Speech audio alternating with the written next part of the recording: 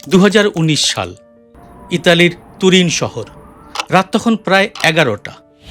ইউভেন্টাসের practice session শেষ হয়েছে ঘণ্টাখানেক আগে। সমস্ত খেলোয়াড়রা নিজেদের আস্তানায় ফিরে গেছেন।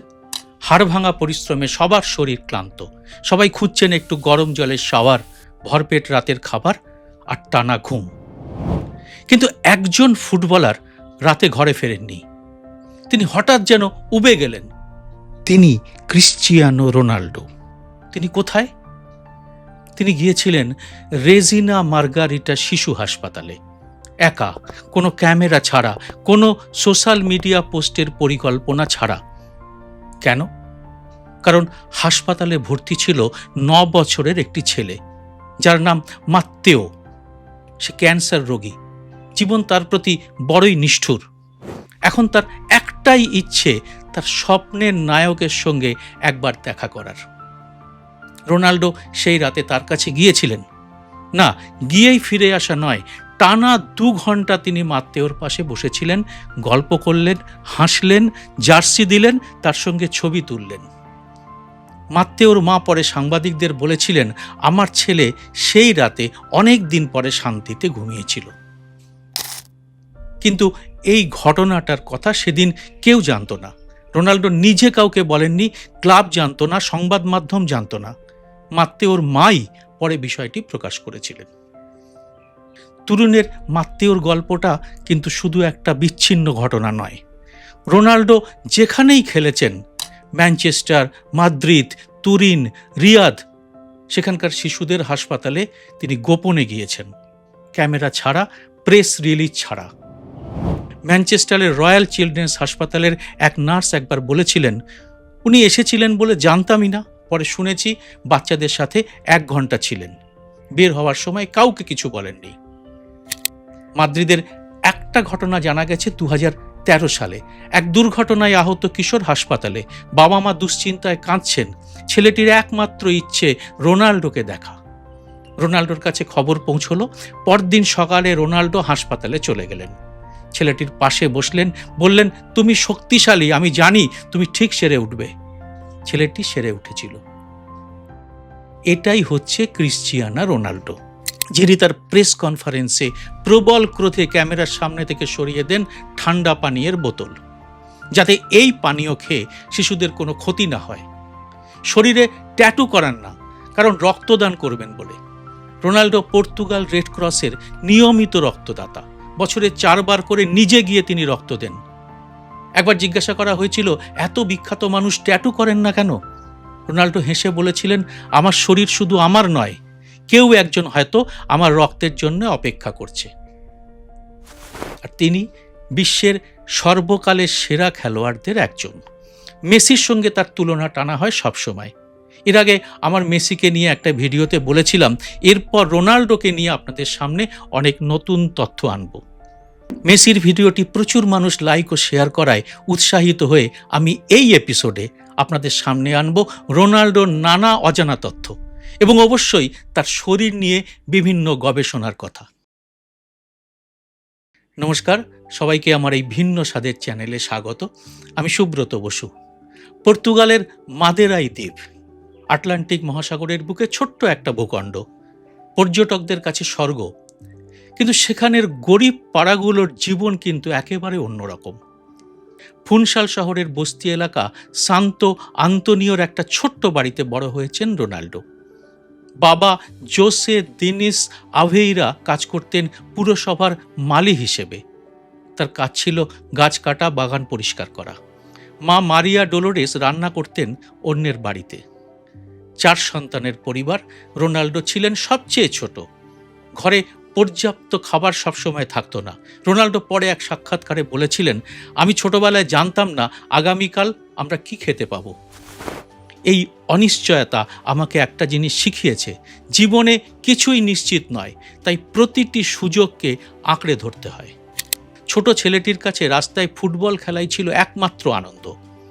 জুতো কখনো ঠিক মাপের থাকতো না, বল ছিল না, কখনো কমলা লেবুর খোসা পাকিয়ে, কখনো কাপড় বেঁধে তারা বল বানাতেন।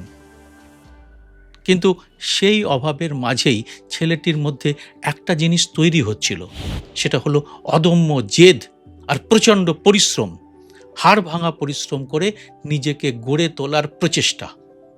এবার একটু ফ্ল্যাশব্যাকে যাওয়া যাক। তার যখন 12 বছর বয়স, তখন স্পোর্টিং লিসবন তাকে নিয়ে গেছে খেলতে। মাদেইরার বস্তি থেকে লিসবন শুধু দূরত্বই নয়, এটা একেবারে ভিন্ন জগৎ।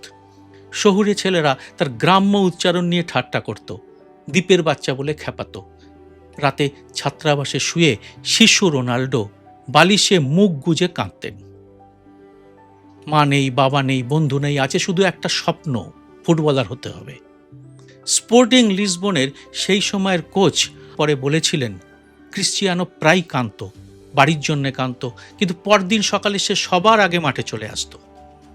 সেই চোখে জল এবং পরদিনের দৃঢ়তা, এটাই তার মধ্যে আলাদা কিছু আছে বলে আমাকে ও বিশ্বাস করিয়েছিল।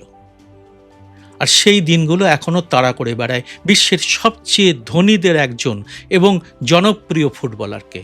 রোনাল্ডো এখনও সেই পুরনো মাদেইরাতে যান, পুরনো প্রতিবেশীদের সঙ্গে দেখা করেন, রাস্তায় হাঁটেন। তিনি তার শিকড়কে কিন্তু ভোলেননি। 2010 সাল ঘোষণা এলো রোনাল্ডোর একটি পুত্র সন্তান জন্ম নিয়েছে। মায়ের পরিচয় অজানা এবং রোনাল্ডো জানিয়ে দিলেন তার পরিচয় তিনি কখনো প্রকাশ করবেন না। মিডিয়া ঝাঁপিয়ে পড়ল, কৌতূহল, জল্পনা, সমালোচনা সব তিনি একা সহ্য করলেন। কিন্তু রোনাল্ডো নিজে একটাই কথা বললেন যে ক্রিশ্চিয়ানো জুনিয়র আমার ছেলে, সে আমার দায়িত্ব, বাকি সব প্রশ্ন অপ্রাসঙ্গিক। এরপর যা দেখা গেল তা অনেককেই অবাক করেছে। রোনাল্ডো একজন একনিষ্ঠ বাবা হয়ে উঠলেন। ট্রেনিং শেষে প্রতিদিন ছেলের সাথে সময় কাটাতেন, স্কুলের অনুষ্ঠানে হাজির হতেন, সমুদ্র সৈকতে একসাথে খেলতেন। ভিডিওতে দেখা গেছে বিশ্বখ্যাত রোনাল্ডো ছোট্ট ক্রিশ্চিয়ানোকে ফুটবল খেলা শেখাচ্ছেন। এই দৃশ্যগুলো মিডিয়ায় দেখা রোনাল্ডোর চরিত্রের সঙ্গে মেলে না। পরে তার আরও 3টি সন্তান এসছে, যমজ ইভা এবং মাতেও এবং আনালা মার্টিনা। আর জর্জিনা রদ্রিগেজের সঙ্গে সম্পর্ক, এক ছেলে অ্যাঞ্জেলার জন্মের সময় মৃত্যু। সেই রাতের কথা রোনাল্ডো বলেছিলেন সোশ্যাল মিডিয়ায়, বিরল আবেগের প্রকাশ। লিখেছিলেন, আমার হৃদয় ভেঙে গেছে, এই যন্ত্রণা বলার ভাষা নেই। কিন্তু সেই মৃত শিশুর যমজ বোন মেয়ে বেলা আজও বেঁচে আছে এবং রোনাল্ডোর ছবিগুলোতে দেখা যায় সেই মেয়েকে কোলে নিয়ে তার চোখে যে আলো, সেটা কোনো ক্যামেরার সামনে করা অভিনয় নয়। 2004 সালের ডিসেম্বর, ভারত মহাসাগরে ভয়াবহ সুনামি। ইন্দোনেশিয়া, শ্রীলঙ্কা, থাইল্যান্ড, লক্ষাধিক মানুষ ক্ষতিগ্রস্ত, হাজার হাজার শিশু নিখোঁজ বা অনাথ। থাইল্যান্ডের হাসপাতালে একটি 4 বছরের ছেলেকে পাওয়া গেল একা, ভয়ার্ত, পরিবারহীন। সুনামিতে তার পুরো পরিবার নিখোঁজ। এই খবর পৌঁছলো রোনাল্ডোর কাছে। রোনাল্ডো তখন ম্যানচেস্টার ইউনাইটেডের তরুণ তারকা, মাত্র 19 বছর বয়স, নিজেই কিশোর বলতে গেলে। তিনি সেই শিশুটির পরিবারকে খুঁজে পেতে সাহায্য করলেন, অর্থ পাঠালেন পুনর্বাসনের জন্যে এবং নিশ্চিত করলেন ছেলেটি যেন শিক্ষার সুযোগ পায়। এই ঘটনাটি অনেক বছর পরে প্রকাশ পেয়েছে, রোনাল্ডো নিজে কখনো বলেননি। কিন্তু এরকম এত অজস্র ঘটনা আছে যা বলতে গেলে আমরা রোনাল্ডোর শরীরের বিজ্ঞানে ঢুকতেই পারবো না। তাই এবার সেই তথ্যে আসা যাক। রোনাল্ডোর উচ্চতা 6 ফুট 2 ইঞ্চি, ওজন 83 কেজি। গবেষণা বলছে তার শরীরে চর্বির পরিমাণ মাত্র 7%। তিনি উঁচুতে লাফ দিতে পারেন 78 সেন্টিমিটার পর্যন্ত, যা NBA-র বাস্কেটবল খেলোয়াড়দের সমান। কিন্তু এটা মেসির মতো প্রকৃতির উপহার নয়, এটা দিনের পর দিন কঠোর পরিশ্রম করে বানানো হয়েছে। কিভাবে? রোনাল্ডোর পুষ্টি উপদেষ্টা তিনি বলেছেন, ক্রিশ্চিয়ানো দিনে 6 বার খান, নির্দিষ্ট সময়, নির্দিষ্ট পরিমাণে। প্রতিটি খাবারে প্রোটিন, কার্বোহাইড্রেট এবং চর্বির অনুপাত হিসাব করা থাকে। মিষ্টি নেই, অ্যালকোহল নেই। এই শৃঙ্খলা টানা 30 বছর ধরে চলছে। ঘুম গবেষক নিক লিটলহেলস তার ঘুমের পরিকল্পনা তৈরি করেছেন। তার বক্তব্য, রোনাল্ডো একটানা 8 ঘন্টা ঘুমন না, তিনি দিনে 5 বার 90 মিনিট করে ঘুমন। প্রতিটি চক্র সম্পূর্ণ হলে তার পেশি মেরামত হয়, গ্রোথ হরমোন নিঃসৃত হয়, ফলে পুনরুদ্ধার অনেক দ্রুত হয়। এবার আসবো তার টেকনিক্যাল ক্ষমতা নিয়ে করা নানা রিসার্চের কথায়। স্থির অবস্থান থেকে 30 মিটার দৌড়তে রোনাল্ডোর সময় লাগে মাত্র 3.61 সেকেন্ড, গড় পেশাদার খেলোয়াড়দের চেয়ে প্রায় 8 সেকেন্ড কম। শীর্ষ ফুটবলে এই 8 সেকেন্ড মানে কিন্তু 2 মিটার। পুরোপুরি ফাঁকা থাকা আর সম্পূর্ণ মার খাওয়ার পার্থক্য এটাই তৈরি করে দেয়। এবার আসবো তার ফ্রি কিকের গতির কথায়। এটা কিন্তু একটা বিস্ময়। ঘন্টায় 130 কিলোমিটার পর্যন্ত বল গোলকিপারের কাছে পৌঁছয় মাত্র 0.3 সেকেন্ডে। রিসার্চে দেখা গেছে মানব শরীরে প্রতিক্রিয়ার সময় গড়ে 0.25 সেকেন্ড। মানে তিনি যখন গোলে পূর্ণ শক্তিতে বল মারেন তখন গোলকিপার কার্যত প্রতিক্রিয়া দেখানোর সময় পান না। বায়োমেকানিক্স গবেষক ডক্টর ফিলিপে মুয়েলার বলেছেন, রোনাল্ডো লাফের সময় পায়ের পেশি, পেটের পেশি, পিঠের পেশি সব একসাথে মিলে একটা বিস্ফোরণ ঘটায়। এই সমন্বয় বছরের পর বছর কঠোর অনুশীলন এবং ব্যায়ামের ফল। এটা জেনেটিক সুবিধার উপর মানুষের নিজের পরিশ্রম যোগ করে তারপরে তৈরি করা হয়েছে। আর এটা তার সর্বোচ্চ উদাহরণ। মানে রোনাল্ডো হচ্ছেন সেই মানুষ যিনি দিনের পর দিন কঠোর মেহনত করে নিজেকে গড়ে তুলেছেন। প্রতিভার সঙ্গে যুক্ত হয়েছে প্রচণ্ড পরিশ্রম। প্রথমেই রোনাল্ডোর মাঠের বাইরের মানবিকতার কথা বলেছিলাম। এবার বলবো মাঠের মধ্যে তার মানবিকতার কথা। 2016 সাল ইউরো চ্যাম্পিয়নশিপ ফাইনাল, ফ্রান্স বনাম পর্তুগাল। ম্যাচের প্রথম দিকেই রোনাল্ডো ইনজুরিতে পড়লেন, হাঁটুতে ভয়ঙ্কর আঘাত, মাঠ ছাড়তে হলো কাঁদতে কাঁদতে। কিন্তু তিনি ডাগ আউটে বসে থাকেননি। পুরো ম্যাচ জুড়ে তিনি মাঠের পাশে দাঁড়িয়ে চিৎকার করেছেন সতীর্থদের উৎসাহ দিতে। কোচের মতো নির্দেশ দিয়েছেন। বিরতিতে লকার রুমে গিয়ে প্রতিটি খেলোয়াড়ের সঙ্গে আলাদাভাবে কথা বলেছেন, তাদের উৎসাহিত করেছেন। পর্তুগাল চ্যাম্পিয়ন হলো, রোনাল্ডো কাঁদলেন কিন্তু এবার আনন্দে। দলের মিডফিল্ডার রেনাতো সানচেজের বয়স তখন মাত্র 18 বছর। তিনি বলেছিলেন, রোনাল্ডো না থাকলে আমরা হয়তো হারতাম। তিনি মাঠে ছিলেন না, কিন্তু তার উপস্থিতি পুরো দলকেই বদলে দিয়েছিল। এবার আসবো বিশ্বের সেরারা রোনাল্ডো সম্পর্কে যা বলেন তার এক ঝলকে। স্যার অ্যালেক্স ফার্গুসন বলেছেন, ক্রিশ্চিয়ানো ম্যানচেস্টারে আসার দিন থেকেই আমি বুঝেছিলাম এ ছেলে অন্যরকম। ও আমাকে জিজ্ঞাসা করেছিল আমার কোথায় উন্নতি করা দরকার। কোনো তরুণ তারকাকে এরকম প্রশ্ন করতে শুনিনি। পেপ গার্দিওলা বলেছেন, রোনাল্ডো বিরোধী দলের জন্য একটা দুঃস্বপ্ন।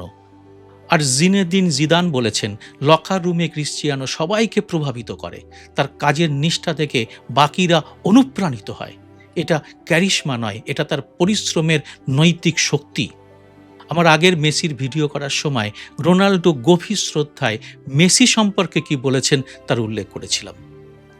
এবার রোনাল্ডো সম্পর্কে মেসি কি বলেছেন শুনুন। তিনি বলেছেন, রোনাল্ডো পৃথিবীর সেরাদের একজন, তার সাথে প্রতিযোগিতা আমাকে আরো উন্নত করেছে।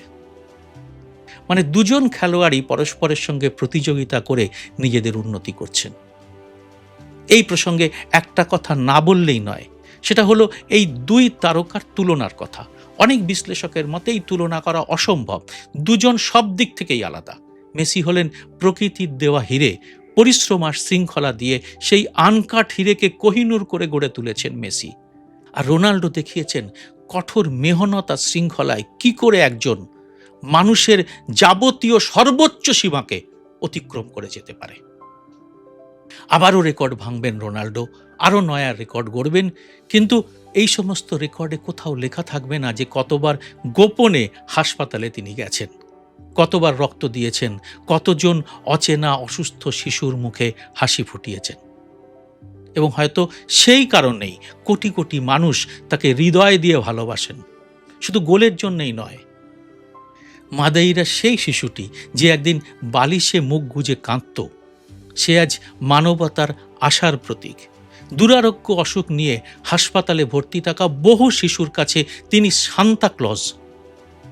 এটাই কি ক্রিশ্চিয়ানো রোনাল্ডোর সবচেয়ে বড় গোলের রেকর্ড নয়? এ ব্যাপারে কি বলেন আপনারা? অবশ্যই জানান কমেন্ট বক্সে। জয় হিন্দ, সত্যমেব জয়তে।